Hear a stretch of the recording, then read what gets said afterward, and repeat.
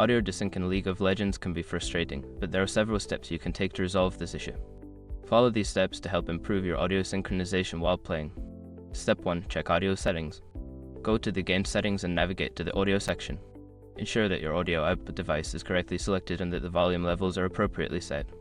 Sometimes, incorrect settings can lead to desync issues. Step 2. Update audio drivers. Visit the website of your audio hardware manufacturer and download the latest drivers for your sound card or audio device.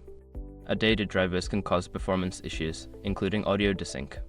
Step 3. Adjust in-game settings. Lower the in-game graphics settings to reduce the load on your system. A lower graphical load can help improve overall performance, which may resolve any audio lag or desynchronization.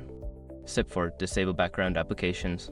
Close any unnecessary applications running in the background that may be using system resources. This can free up processing power for League of Legends and help with audio synchronization. Step 5. Reinstall the game. If the issue persists, consider uninstalling and then reinstalling League of Legends.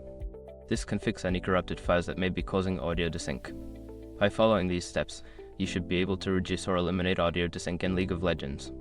If problems continue, consider reaching out to support for further assistance.